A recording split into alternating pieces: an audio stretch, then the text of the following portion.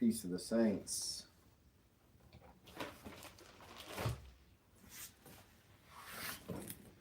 I want to share some general thoughts with you. Not necessarily organized thoughts. They may feel a little bit random, but I've had a number of things on my mind recently. And, sometimes I don't have the energy to do six separate live streams on six separate topics. And so, times like this, when I can kind of sit in one place and just download all the thoughts, is very helpful for me. If you guys have any particular questions as I go through, feel free to use the information in the description to send through your questions. I want to address a couple things.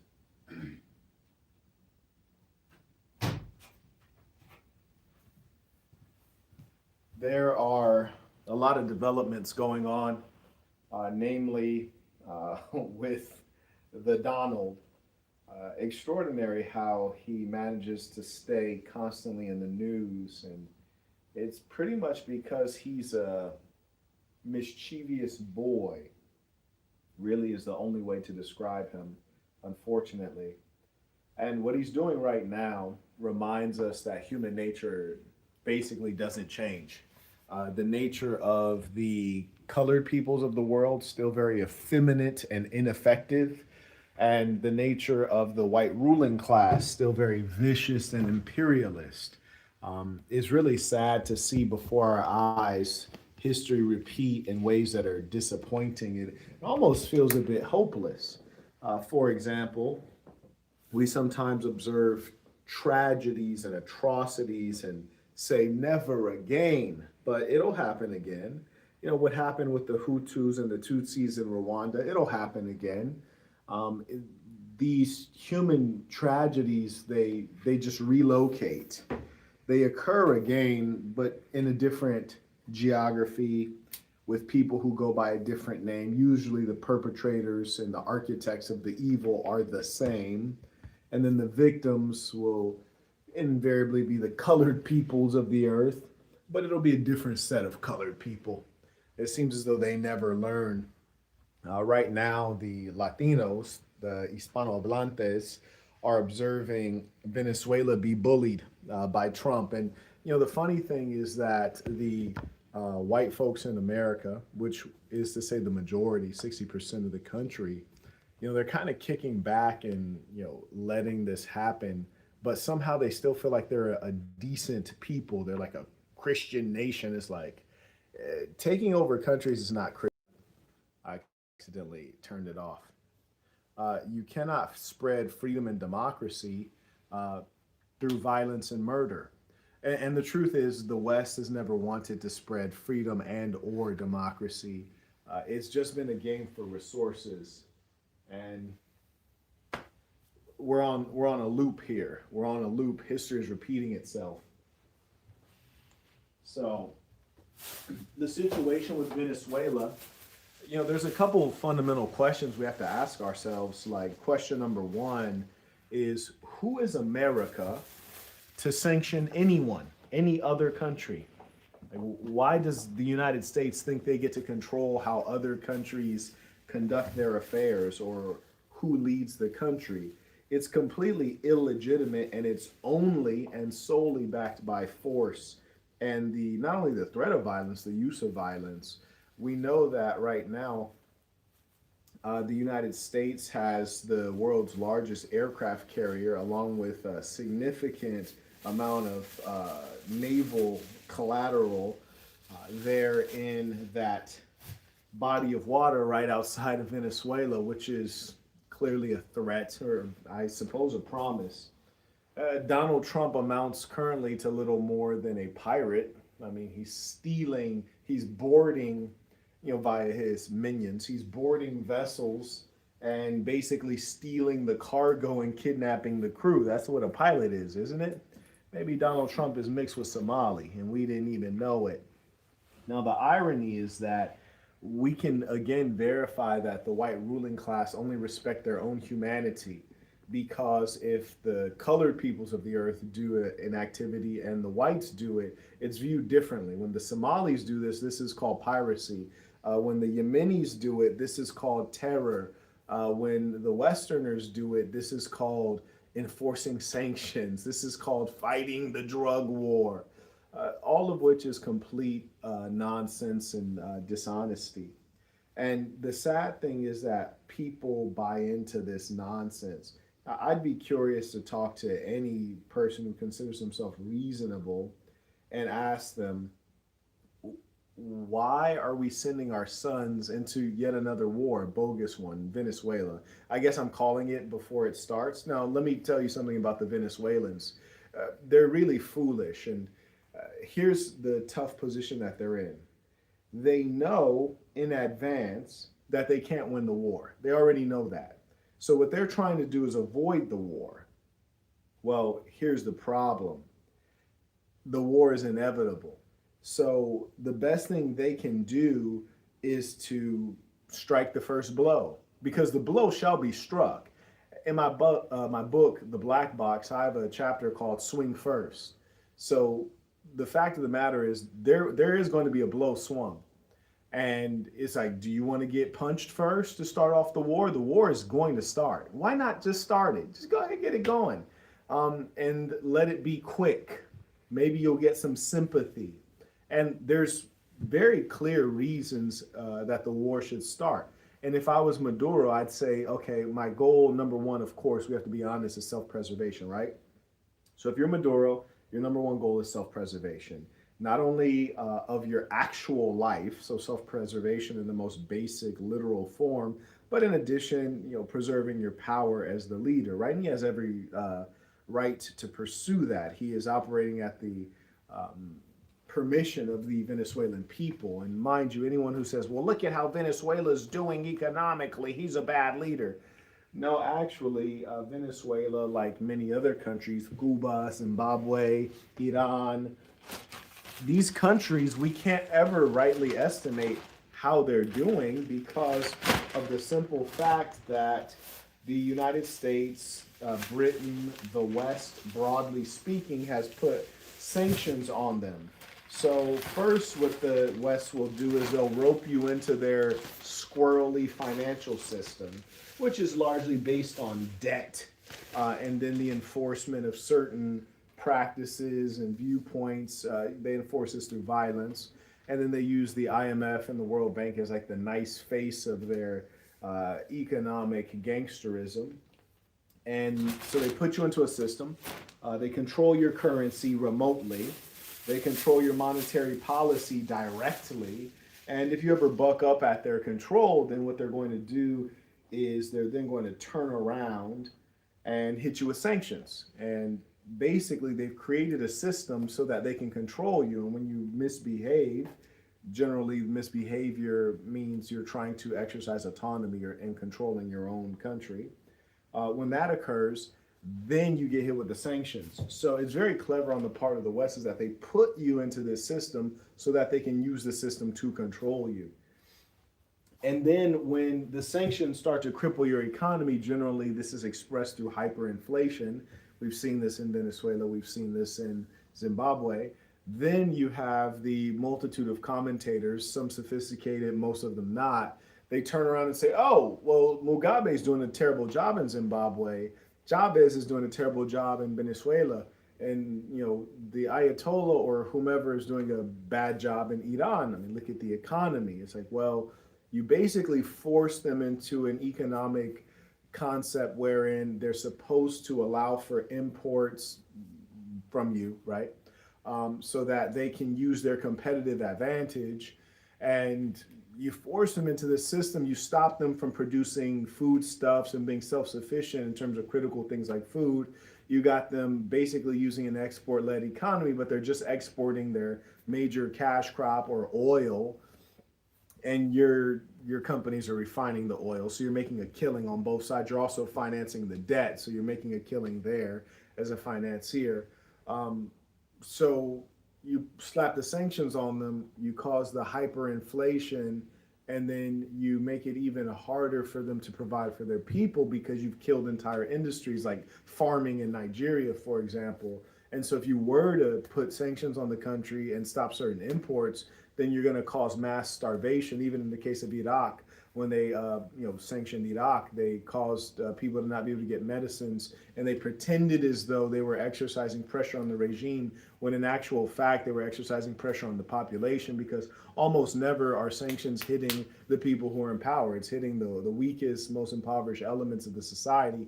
And what the United States is really trying to do is to get these uneducated, uninformed, everyday people to say, hey, my stomach's growling, I'm hungry, so I'm going to join up with a rebel group and overthrow whoever the leader is. And mind you, the rebel group is invariably organized and funded by the Central Intelligence Agency. Then the United States and the Western media will say that this is the Arab Spring, or this is like the people rising up against Bashar al-Assad in Syria. This is the people. No, it's almost never the people. Is generally CIA operatives have taken some dissatisfied elements in the society, or they've taken greedy elements of the society, given them money, taxpayer money from the United States, trained them, provided them weapons as well, and then push them into headlong conflict with their government and their countrymen. Now, here's the funny thing, because you guys, you're everyday people just like me, right? Do you know how to operate a surface-to-air missile? Do you have access to a tank? Do you have aerial intelligence? Do you have an understanding of the military installations of your government? And if you did have all that information, do you have an organization of people who are willing to go up against all of that? No, of course not. You're an everyday Joe. And because you don't have any of those things, that is why we know that you can never see a significant uprising, military uprising of the people against their government. It just would not work unless you had a huge percentage of the population dissatisfied. We almost never see that. One great example is when Iran had their revolution under the Ayatollah Khomeini, and that basically took out the Shah of Iran, which was a puppet of who? You guessed it, the United States. So when we do see authentic coups or authentic revolution, it's usually against the United States' puppet.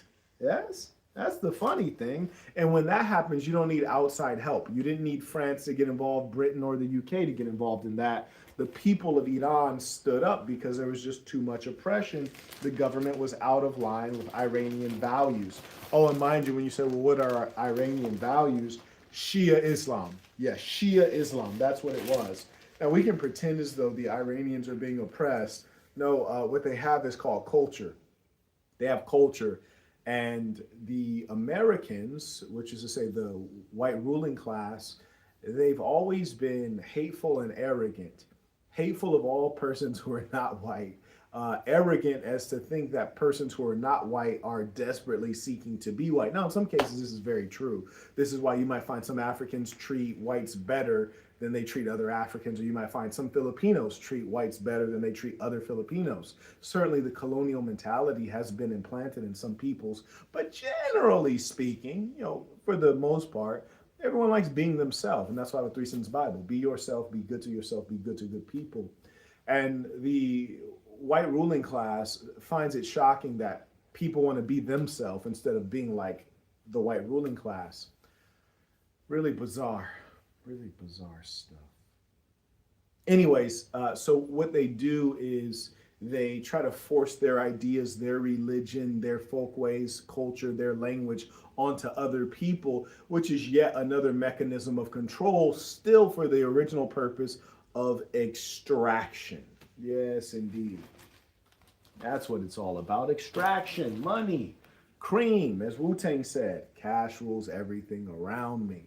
And when you're dealing with the white ruling class, God damn it, that is never, ever, ever more true. Boy, they will kill you over some guap, my boy. You think those blacks in the ghetto are dangerous. Man, they don't have anything on George Bush, Donald Trump, Barack Obama. You might be saying, Marquette, I thought Barack Obama's black. No, he's not. He's not black. Barack Obama is a part of the white ruling class. There you go. See, now you're starting to understand. This stuff is not so simple. It's not so simple as black and white and race. Sometimes you guys hear me say the white ruling class, you think I'm talking about white people generally. No, no, no. No, it's different than that. It's a little bit deeper, my friends. A little bit deeper. So the funny thing is, if I were Maduro, I'd say, okay, look, the United States clearly wants to replace me. I'm not willing to leave. So if I'm not willing to leave office or give up my life, then all I can do is fight. Now, the question is, what cost am I willing to endure? Well, the ultimate cost. Fantastic. So if we know this is inevitable because the United States, they're bullies, right? So they're going to go to war with Venezuela because Venezuela is an inferior foe. So with Venezuela being inferior, the United States has only the prospect of winning. So it's only upside, right?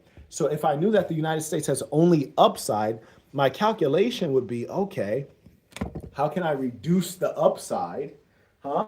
How do I reduce the upside? What is the upside? Is it the oil?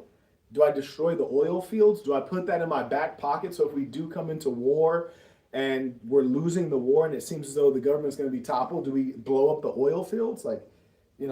So yeah, that would be on the list. And then beyond that, it's like, how do I address the sentiment of the American people? Are the Americans as evil as they have been in years past? Well, probably, but if they're not, how do I get to the hearts and minds? Well, most of them are brainless, but how do I get to their hearts, their emotions? Well, the unique opportunity that he has that Fidel Castro did not have is he has social media. He can actually start up his own propaganda campaign and make Americans question, like, well, why do all of your presidents say no more war and all they do is start more war? You can drive these questions. You can ask the Americans, like, hey, do you have a brother, an uncle, a father who is missing a leg, who is victim of an improvised explosive device? Do you think that he should have legs? Do you think he should have arms to pick up his children, or should he come back from some foreign land mangled and broken up, not only physically, but also mentally and spiritually? Why must we continue that? Was that necessary? Did you feel more free after the war against Iraq? Did you feel more free after intervention in Syria? Did you feel more freedom and democracy in your country after the incursions in Libya? So he should be able to drive that propaganda machine, and the best comparison he can make is Vietnam. Yeah. He should say, hey, don't start up another Vietnam. And this is something that Che Guevara referenced as well. And talking about the legendary Che Guevara de la Serna of Argentina, the collaborator of Fidel Castro, who was truly a revolutionary and continued on with revolution. Oh, yeah, and just again, he was killed by the CIA. I think they used the Bolivian military as their instrument to commit that murder, but it was the CIA, right? Let's be real here, right? Let's not fool around with the malarkey. So what Maduro should be doing right now is he should be preparing for war, which I don't rightly think he is actually preparing for war. So that's number one. He says audio is audible, but volume is very low. Is anyone else having concerns with the volume? Give you guys a little bit of time to let me know. I don't even know where the volume is coming through. It could be coming through my headset. Could be coming through there. We can fix that if it is indeed a volume issue. But anyways, if I was Maduro, what I would be doing right now is I'd be, of course, preparing for war. I'd be asking myself, what is the most likely start of the war? Okay, volume's good for you. I'd say, okay, so the United States has aircraft carriers nearby off the coast, so for sure the aircraft are going to be involved. So we should expect an aerial bombardment. Yeah, that makes perfect sense. When they come in with the Navy, that'll be for a landing, so we'll be invaded at that point. So the question is, where are they most likely to invade? Will they invade through any of our neighboring countries? Are they going to come through Colombia? Where are they going to come through? Are they coming from our coast? So I tried to figure that out. I'd set as many booby traps as possible. I'd already put dynamite, and of course dynamite, this is like almost a joking cartoon-like term, but I put some advanced explosives and significant booby traps around the oil infrastructure in the event that we lose a significant number of battles, that's all blown to smithereens and is completely useless to everyone. So I booby trapped that off rip. I'd expect that they're going to start with their Air Force first, of course. I'd be asking myself, like, what kind of long range artillery do we have that we can, hit some of these aircraft carriers and hit them before they get off the the aircraft carrier? Like, how can we like essentially do what they did to Libya, right? The Libyan Air Force was destroyed while it was on the ground, which is that's pretty bad. But that only happened because Gaddafi, similar to Maduro, he doesn't want to fight. The United States only bullies. They don't fight countries their own size. They're not fighting China, and China's the real enemy. They're not fighting Russia. Russia's not even the real enemy, but it's a formidable foe. So, in as much as that's the case, the United States goes and fights a country like Vietnam. Now, here's the comedy, and this is what lets you know that the white ruling class and their acolytes are mentally ill, truly mentally ill. Just imagine, I just saw a veteran yesterday with a Vietnam War veteran hat, and I was just thinking, so you feel like you're somebody because you went to war with a country that is minuscule in size compared to the United States, a much smaller country, smaller population, inferior technology, and it's way on the other side of the world and has nothing to do with us. But you feel proud for committing murder in that little backwater country, and it's still a backwater. I've been to Vietnam many times. In fact, I go a minimum of 2 times a year, every year for the last decade. And it's still a backwater. It's still low tech. It's still underdeveloped. So you can only imagine, circa the 1960s and forward, it's not been any more impressive. But somehow they feel like they have valor because they bullied a country with inferior population numerically and inferior technology. It's like, this is low, but this is not new. Ancient Rome was the same. And you learn about the Roman emperors, and they're spoken of by today's killers with admiration. When I say killers, I'm referring to politicians, the political class. I call them killers. That's what they actually are. Oh, and by the way, some of you fools might think that Mamdani is a godsend and he's going to be helpful. What you don't realize is that if he was actually a socialist, like a true socialist, which I don't believe in socialism or capitalism as a political platform, but if he truly was either of those things, he would not have gotten into office. Dur, dur, dur, dur, dur. Because you already have communists supposedly and socialists supposedly in office. Shout out to Charles, came in by Venmo, writes tuition, right? Like what's old boy Bernie Sanders? Isn't Bernie Sanders supposed to be a communist or a socialist, something like that? As far as I can tell, he's spent like 40 years in government, and he's basically been operating within a capitalist government. If you actually were a communist or socialist, you'd have to invariably be a revolutionary because there's so many things to change and destroy, like the stock market, for example, futures, derivatives, even the bond market is pretty shisty. I think all this stuff is just like evil wizardry because it doesn't make any sense. At the end of the day, this is what makes sense to me. We have a community of 100 people. We need a bridge for the community. We organize a government. We use plebiscite or some voting mechanism, whether it's Republican or otherwise, and we decide we need a bridge, so we're going to tax everyone $8 per month. And then we raise the revenue through taxation, then we build the bridge. Now we all have a bridge, and we'll maintain it through taxation or using a toll fee. So then the question presents itself of, well, why does government expand so big beyond creating bridges and fundamental things like public schools? Well, generally it's the military industrial complex, but it's the psychology of the white ruling class that really has brought government just to this gigantic size because these people like to rule over you. And they also are greedy. And so they utilize the military to control you and rule over you, and also as a tool of domination and extraction. So they lie about opening markets, or no, actually they never say that. That's the part you're not supposed to say out loud. They lie about freedom and democracy, but really the government and the military at this stage is a monster that steals more and more tax money from you. And then when they realize you're about to be too poor, then they start borrowing the money using all these tricky financial things that don't really make any sense. It creates bubbles, but we can get into that another time. And it also increases prices, right? Because there's an infinite money supply. So of course, prices are going up. And then what they do is they use war to go steal more stuff, right? And that's why your government and your military have to be so big so they can steal all over the world. They have to fund this theft, this apparatus of theft. That's why the government's so big and they have to like borrow money. But when the government borrows money, they're really still taking it from you, the taxpayer. Marquette, that doesn't make sense. How does that make sense? If they're borrowing the money from the Chinese, how are they taking the money from the taxpayer? Well, if the money gets paid back, who's paying it back? The taxpayer. Gosh, Marquette, you're the smartest guy. You're such a smart black guy, Marquette. Now, while we're speaking about blacks, I wanted to address this as well. Remind me to go through and try to cut up some of this stuff.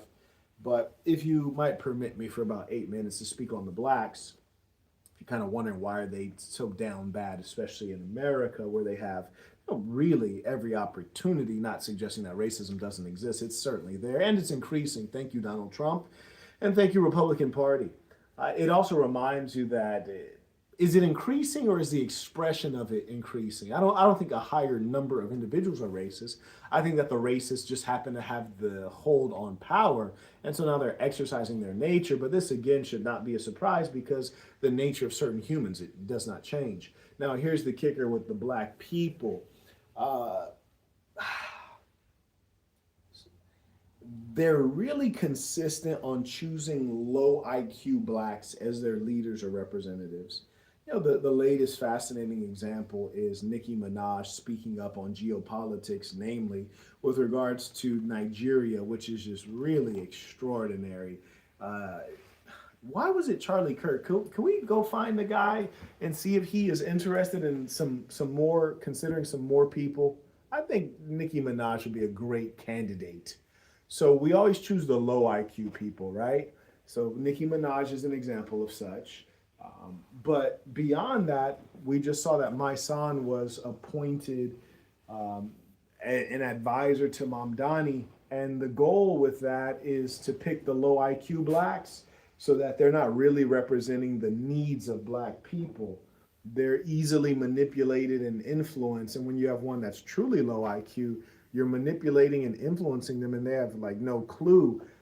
And even if they did have a clue, they'll go to sleep and let it happen as long as you pay them, right? So the key is to take control of the low IQ, low income blacks. And those are generally the ones that are less productive. They're not the entrepreneurs. They're not the merchant class. So what you do is you avoid the merchant class, truly the merchant class, and you get the entertainment class, the actors, the poets, these people who are not really big thinkers and who have not amassed enough of a fortune to be independent, the ones who are selfish and self-interested. So they act as a representative of the black people, but all they're really representing are their own personal financial interests.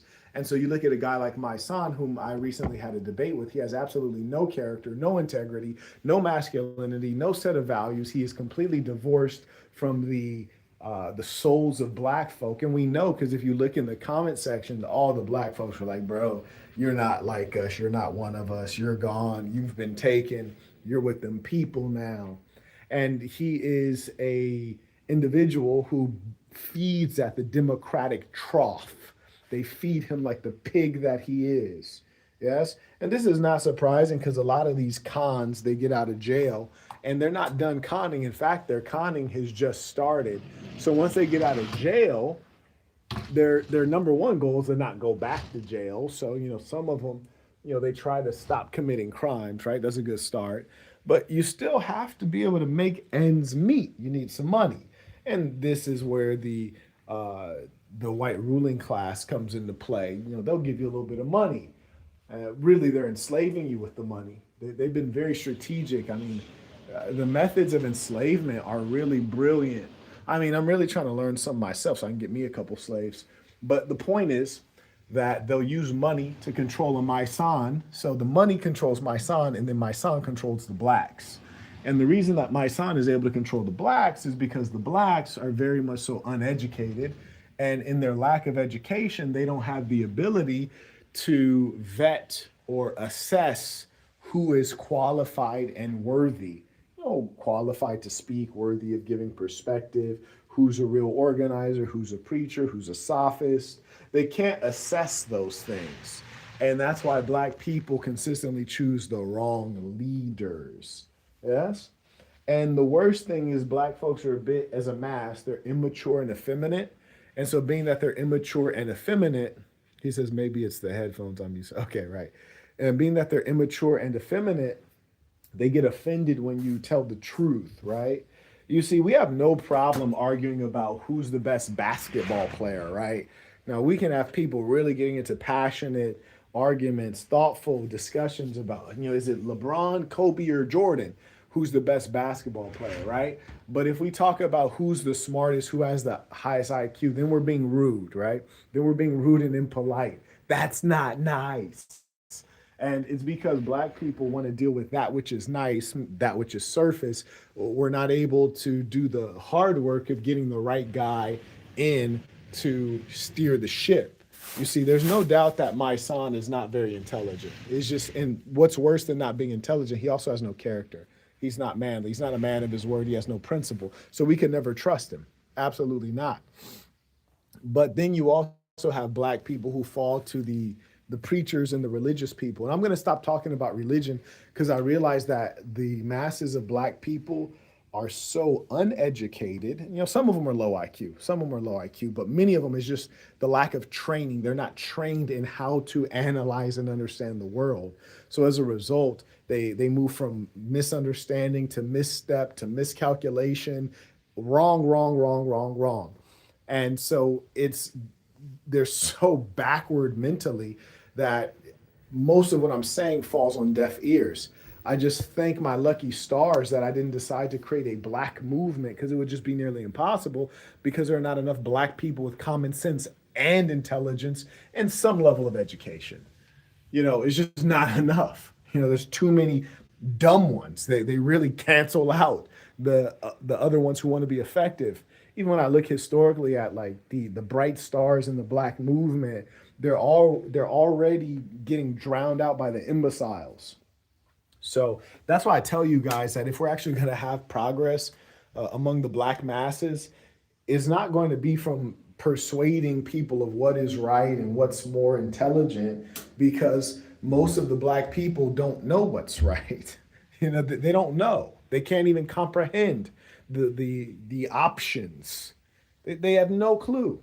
So they will have to be forced into what is right. And that's fine. They let the white ruling class force them into things for millennia. So, we're going to find a solution. Believe that. But anyways, my point is this. Black people consistently choose the low IQ leader. They consistently choose the low IQ leader. And the reason I'm going to stop talking about religion is because black people, the stupidity causes them to cling to the religion. And also stupidity, one of the functions of it is it provides for a lack of self-awareness. So you have people who can look at you like you're a fool when in actual fact, they're the dimwit. It's just a lot to deal with. I got bigger fish to fry than to argue with people who, in my view, are nearly just slobbering all over themselves. That's what I look at them as, like total imbeciles. So, just imagine this. If your religion, your Christian religion or your Hebrew Israelite religion, if it was so good, you have to ask yourself, is religion for stupid people? Is religion for people who are to be controlled? Marquette, why do you say that? Well, when you were being enslaved by the white ruling class, and in a literal sense this time, you're currently enslaved as well, but I'm talking about when you were literally being enslaved. They didn't teach you arithmetic. They didn't teach you mathematics. They didn't teach you to write. Interesting. So they didn't teach you those things, but they did teach you religion. So you should ask yourself, if the white ruling class views me as a subhuman, an animal, if they enslaved me, if they would take advantage of our women, impregnate them, and then sell off the children, if they were so ruthless and hateful toward us, and in fact, they were so much interested in limiting us that they didn't teach us reading, writing, mathematics, and arithmetic. They didn't teach us those things. And here's the kicker. You'd probably be a better slave if you could read, write, and do mathematics. You can do more things. You'd be a higher skill slave, a higher skill worker. They didn't even want to teach you those things, but they taught you religion. They taught you religion. So you should know that religion is a tool to control you. Yes? Yes, it's a tool to help them control you by having you control yourself in very specific prescribed ways, and more importantly, to position them as God above you for all time. So I say that to say, and the funny thing is, blacks, many of them, so low IQ that what they'll do is they'll take what the white man is giving them and then try to pretend it's theirs, right? So they'll take the Christianity and like, oh, well, the first Christians were Ethiopians. It's like, yeah, but you don't practice, you're not an Ethiopian Orthodox Christian. Or they'll say something stupid. I'm a Hebrew Israelite. Like, word, are you? Yeah, and this is not the white man's religion. This is the black man's religion. I'm like, okay, well, the book that you're reading is written by a European king. The language you're reading it in is a European language. Where's the black part? I'm missing it. So what do? They lie. And because so long they've been taught that they are nothing. When I say they, I'm talking about the lumpen class, the average black person. They've been taught that they are nothing. Man, they will listen to anyone who says you are something, you are somebody. So the Hebrew Israelites come with more lies, same lies that the slave master used to tell, religious fairy tales. And then the black people, they take it on. And I can't tell you how many low IQ black folks want to debate me. And I'm just like, can you not tell that I'm a lot smarter than you? Not a little bit, but a lot smarter. And so then they come and they say stupid things like, I'm not religious. It's not a religion. It's a heritage. It's like, okay. And here's a kicker. Look at the Hebrew Israelites. Some of them are Caucasian. Yeah, some of them are Latino. Some of them are white skinned. Some of them are light skinned. Now, let me tell you something that's really funny to me. How in the hell are you a super, super, super, super, super light skinned black guy, right? And you telling me that you're black and you're a Hebrew Israelite. You super pale like Tazariak, right? Super pale, yellow, damn near barely black. Barely black. But you're telling me that Bob Marley, the great Bob Marley, you telling me he's not a black man? You are, but he's not a black man. You're light, bright yellow. You're a black man, but the great Bob Marley is not a black man. Word? Fascinating. It seems as though you have taken on their religion, the slave religion, and now you're using it to further divide yourself. And you're dividing yourself on the most peculiar, ridiculous basis. And one last thing for the low IQ blacks, which is apparently most of them, it appears, but that's okay. I'm gonna do some house cleaning at some point. But just imagine this part. They say, oh, your lineage goes through your father. So whatever your father is, that's what you are.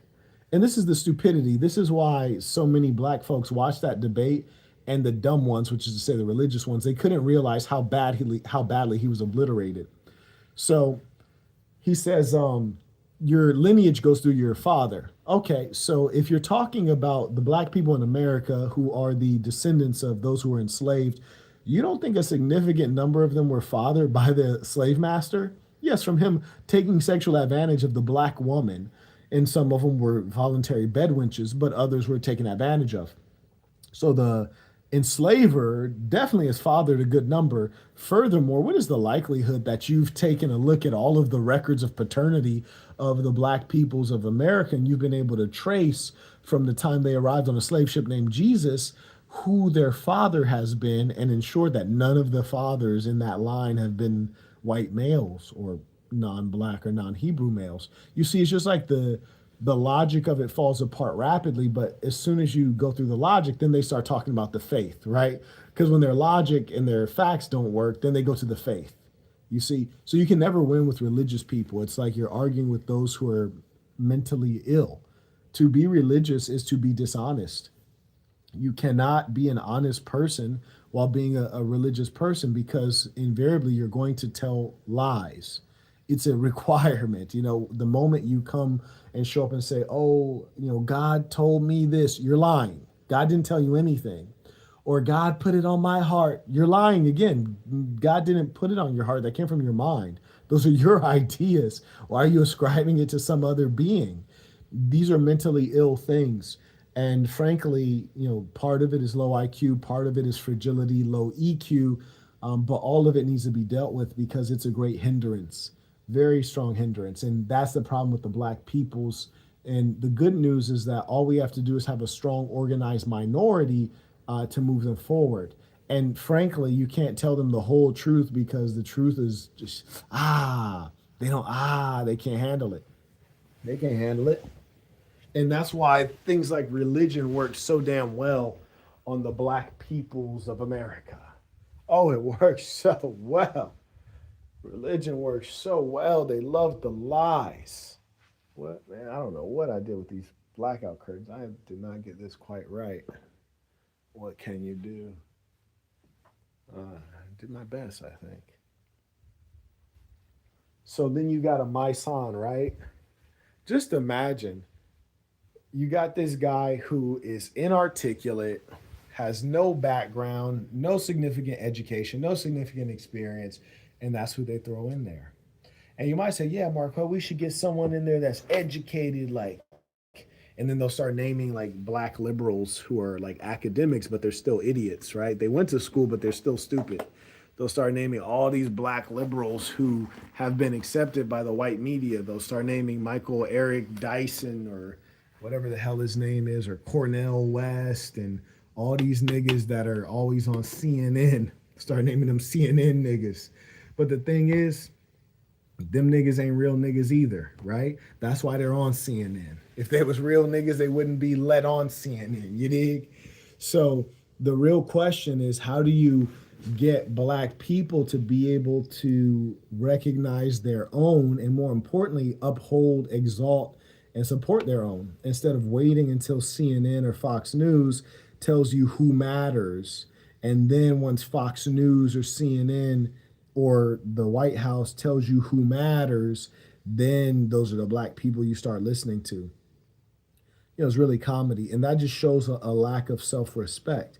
That's how black people end up in that position, because they don't have self-respect. They only respect what the Caucasians say. Bro said my son kept mispronouncing words. Yeah, exactly, because he's not very intelligent, and people think that I'm being insulting. That's not insulting. That's just descriptive. Like if you say I'm bald, that's not insulting. That's descriptive. I am bald, and he is not very intelligent. The only reason you find that insulting is because you know that your intelligence has a direct correlation to your ability to navigate the world and thrive in it. And people hate to hear the truth. Just like when I talk about what AI is doing to the economy, I heard there's some imbeciles in my comments saying, "Oh, you're not right. You're wrong. AI doesn't have a soul. AI can't replace artists. AI can't." I was like, No, no.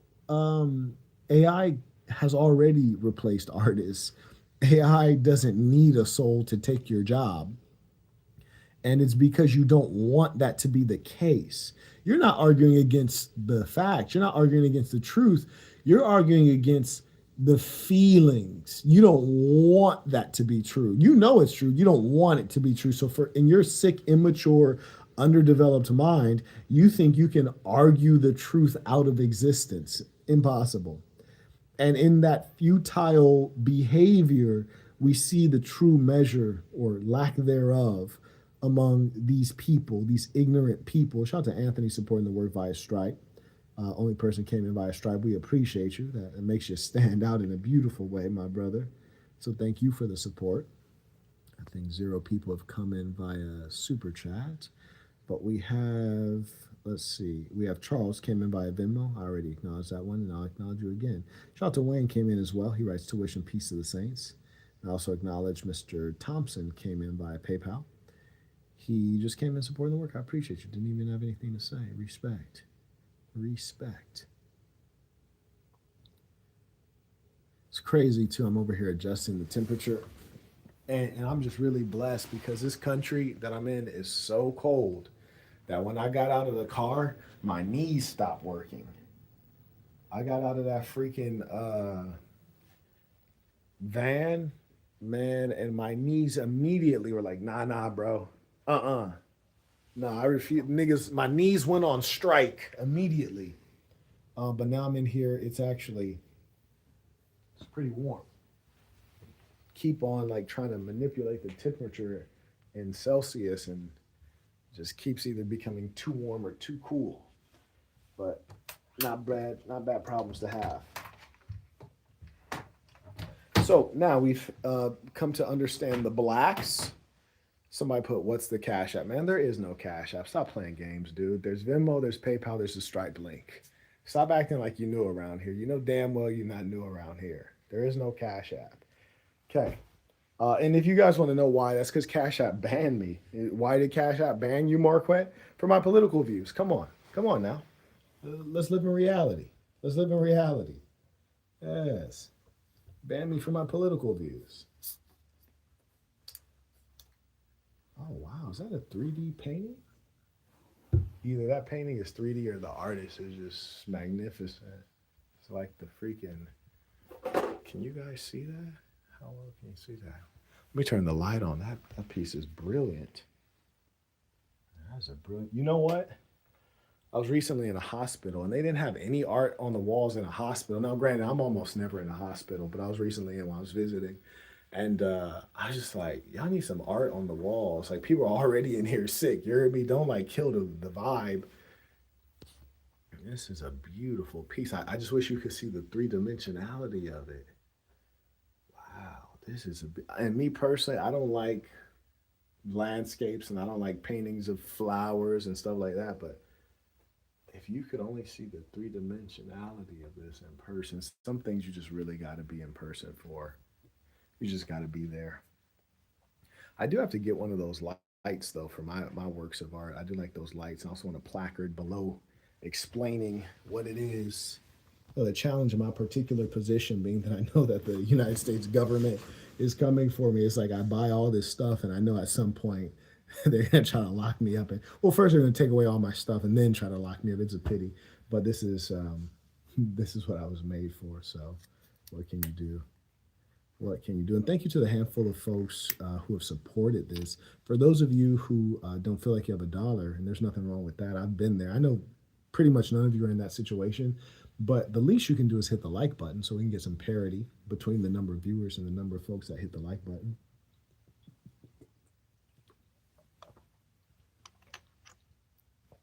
The time I didn't have a dollar, I just got hit by 2 Category 5 hurricanes back to back.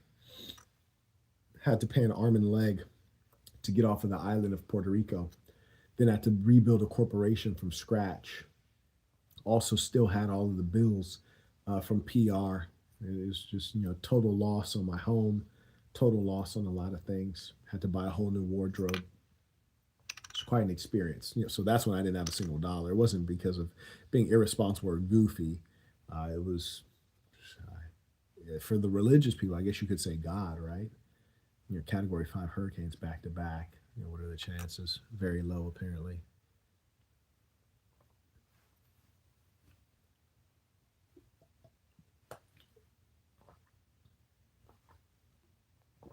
Gentleman said, is it smart to super chat on this channel? It's not dumb. It's definitely not dumb. I wouldn't describe it as smart. I'd probably say Venmo or PayPal would be better, but it's not dumb. It's not smart either. As the blacks say, it is what it is.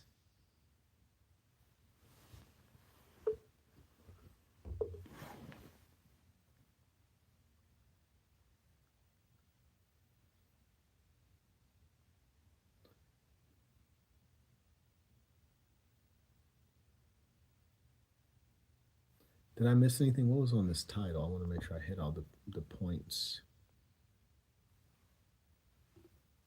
Let me see.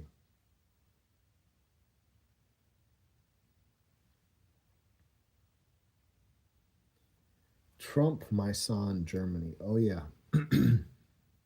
So I was recently in Germany. And, shout out to the white ruling class. They're very good with marketing and mythology. Excellent. Or shall I say mythology and marketing? The mythology comes first and then it's the marketing of the mythology. There's been this mythology of, man, and this painting has so much depth, especially when you're farther back away from it. Damn, I just really so wish you guys could see this in person because the depth of that damn thing when you're back here, it's just this is a damn masterwork right here. I'd take this joint off the goddamn wall, take it with me if I wasn't halfway around the world. I just invariably I know it'll get damaged if I were to put it in my suitcase. But this is a hell of a work, man. Anyways, where was I? Germany.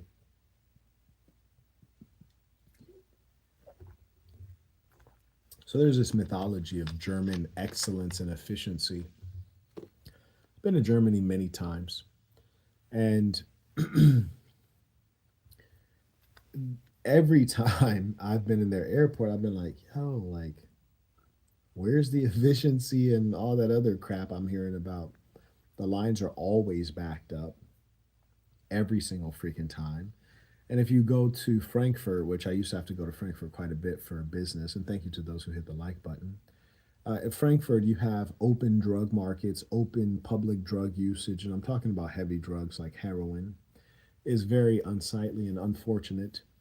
And the city is filled with lawlessness, illicit drugs, immorality, foreigners, and all the rest of it. And you might blame the foreigners, except that the Germans are the architects of these policies, so they're the ones to blame. They're still the majority, right? And then I was in Nuremberg, and it seemed like the population was a bit aged. I was like, is it just old people all over the place? But moreover, some of it, and let me look at a map. Was Nuremberg a part of the DDR? East Germany. You guys may be aware that Germany used to be split into two. A lot of the architecture there looked terrible. There was some good architecture, but it mostly looked terrible.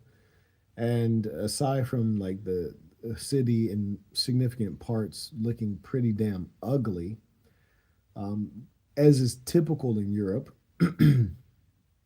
you had a situation wherein you can't find any level of luxury, and this is very European, they're very much so into their equality and socialism, which socialism doesn't elevate anybody. All socialism does is it ensures that everyone's equally poor. That's all socialism does. So when I'm coming into Nuremberg, I wanted to find a nice hotel. And for me, because you guys may know, I've historically had to travel a lot, mostly for business. I figured out that if I can make my travel accommodations more like home, more comfortable, I can travel longer and I can be productive while I'm traveling.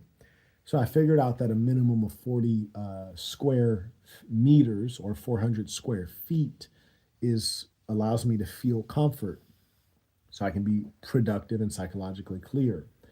I kid you not, in the city of Nuremberg, there were no options of hotels that would provide you 40 square meters or more. It just was not an option. Either it was already sold out, but the reason they're sold out is because the inventory is so low. You cannot get luxury. And hell, you can't even just get comfort. Like everyone's living on the margins. And that's the thing about Europe is that you might not have as much homelessness or poverty, but nobody's winning really. Like nobody's really winning.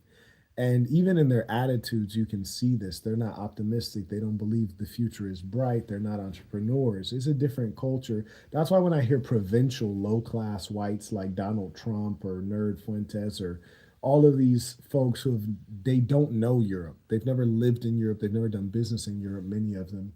Um, they talk about the Europeans like it's the same as the Americans. Like, no, that's a different kind of white. They might be white also, but it's a different kind of white. Just like black Americans and Nigerians, it's a different kind of black. You're both black, but it's a different kind of black. And frankly, I would not want to ever live in Europe as someone like me, which is to say, someone who's intellectually capable and can pretty much get what he wants. Now, if I was a person of modest intelligence and modest accomplishment, Europe is perfect because Europe will never let you be too poor. Europe is good for the losers. America's great for the winners. America's the land of opportunity where you can become a king.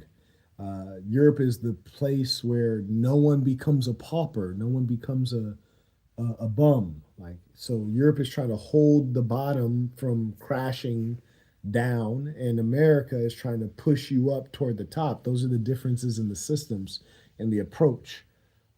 But, anyways, each system has their excesses. But I say all that to say Germany, very unimpressive, not efficient. Maybe it once was, probably wasn't. It's probably always mythology and marketing. All their airports suck.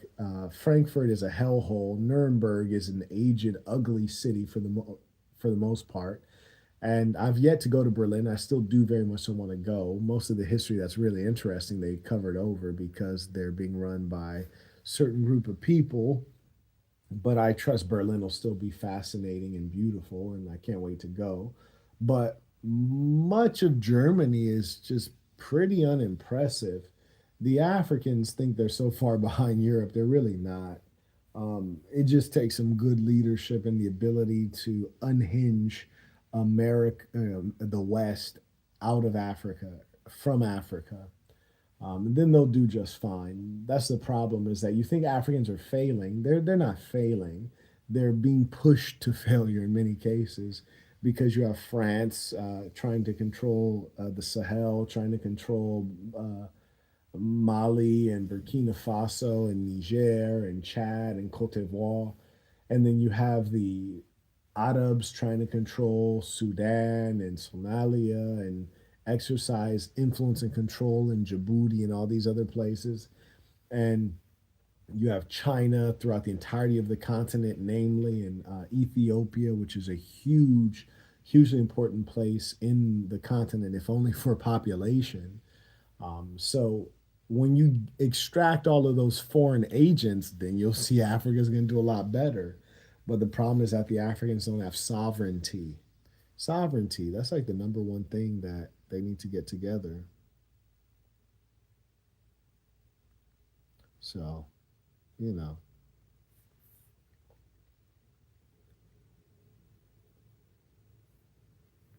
but people don't want to do what's necessary. They want to do what's easy. Now, I find it very funny that Maduro thinks he's not about to be in a war with Trump. If I was Maduro, and I wish I'd address this all together, but if I was Maduro, knowing that I have to get that oil sold despite the sanctions from the great Satan, I would have my naval vessels escorting these commercial vessels. And when the United States tries to commandeer these commercial vessels, I would have my Navy defend our assets, and that would create the outbreak of war. And then I would basically fight until the world has seen enough horror, and there's a ceasefire, and we'd go from there. Or I'd fight until my eventual defeat and ensure that America is not able to get their hands on that oil is destroyed for all time. But more than likely, the world will only watch so much horror, right? Before they intervene or exercise some level of guilt. Like even the European, the Western, the white ruling class, at some level they can be shamed. It just takes a lot of evil. They got to do a tremendous and astounding amount of evil and then be shamed about it before they stop. So I basically get into that war knowing that I'm about to lose 10% of my population. It sounds funny. It's just sad. It's sad. But I get into the war knowing I have to lose 10% of my population. But the key would be to start the war on my terms, Maduro, as opposed to waiting and like living on pins and needles, not knowing when the United States is going to escalate into open war. And if you were to strike first, you might have some chance of disabling some of the United States' critical strategic advantages, in no significant way, but in a way that'll just give you like some small advantage for some short amount of time. But the war is inevitable. So what are you going to do? Wait for them to punch you in the mouth? You're going to get your butt kicked either way. At least strike a blow. Guaranteed you're going to get your butt kicked. And no one's going to help you. Not Colombia, not Brazil. Hey, is Venezuela in the BRICS? Why didn't they join BRICS? I thought BRICS was a real thing. Interesting. Does Venezuela have any significant ties with China and Russia? So why no military alliances between Latin American countries? Why is Venezuela not a part of BRICS? How have they failed to try to create greater integration with Russia and China, if only economically? If they were wise enough to make sure that it was Chinese vessels traveling and that America would risk direct conflict with China by commandeering those vessels, then they'd be strategically in a good position. But these are maybe things that they've not considered, or maybe the Chinese and the Russians and the BRICS organization is more cowardly than I think. But I think it's probably just due to weakness in leadership. And the only reason I say that is because, and I understand nobody wants to die, and Americans are killers. But the truth is, like, I just seeing Maduro doing goofy stuff. I saw this boy singing that song, "Don't worry, be happy." It's like, bro, knock it off. This is not time to worry, but it damn sure ain't time to be happy. It's time to start striking a blow, because you're not going to be any more prepared than you are right now. There's nothing you're about to do that's going to make you more prepared. If anything, you're just going to give the American government time to massage their population into the idea that you're an evil dictator. If I were you, I'd rather the war not start because they're unrooting or dislodging an evil dictator. I'd much rather it start because they're attacking our commercial and civilian vessels and we're defending ourselves. But hey, what can you do, right? What can you do? I mean, you could do a lot, but it's not what can you do. It's what will you do, right? It's like, what are you willing to do? And the answer for most people is not much. Not much. Maybe have a debate. Maybe make a podcast about it. Silliness, really. Utter silliness. Ladies and saints, it has been a pleasure at this time to fellowship with you all. I think Mr. Thompson came back in. He writes, how expensive should my car be based on my income? I'm saving up for a car I want, but it's not cheap. Well, depends on where you are in life and what the ROI is going to be on that car, not only in terms of business opportunities and how serious prospects take you, but also how much are you going to enjoy it? Like, how much is it going to really move the needle for you? I can tell you, out of the many cars I've owned, and it has been many, um, the cars that have given me the most satisfaction have been the cars with a rear seat experience. Because one thing I'll do is I'll drive over to a park or maybe I'll drive and grab some takeout. Just drive to a park, roll down the windows, get in the back, fold out the tray tables, and get to work, man. I'll work a couple hours. And because I work so many hours, it's nice to be outside or at least feel like you're outside while you're working. So I just turned to a mobile office. And that for me gives me such a return on investment that is worth the extra money to buy a car like that. And if you're getting that kind of ROI, fantastic. But like, say, I know you guys know I've had sports cars like the i8 convertible. The return on investment on that one was not as high because one, I didn't drive it that much, drove it a decent amount. Number two, I got a lot of speeding tickets in it. And number three, I got the most ROI when I was, in motion, driving with the top down or with the doors up, which is not most of the time. Um, if I was just like calculating like number of minutes or hours that I'm like so pleased with the car, it would definitely go to the cars with the rear seat experience because I'll sit back in the back of the Maybach or the back of the Rolls Royce and I'll do a 8 hour workday from there. So just like the amount of value I'm extracting from that purchase is huge. So those are things to consider. I tell you what, if you're questioning it, is probably a no. The answer is probably no. You probably shouldn't get that car. You'll know that you're good to go when, like, I'll give you an example. No, actually, I won't give you an example. I think that's enough. You probably, it's not time. Shout out to Melvin. He writes tuition. It looks like life has been stacking up challenges. Please send your prayers. I got you. May everyone send a prayer to Melvin. Good young brother. Stay positive. Wayne writes more tuition for covering this topic. Thank you, Wayne. Shout out to those, as I say, show love to those who show love to you. And thank you to the folks who are kind enough to hit the like button. If you're watching this live or on the replay, please do hit the like button. Good night. Well, I mean, it's morning for me, but you get the point.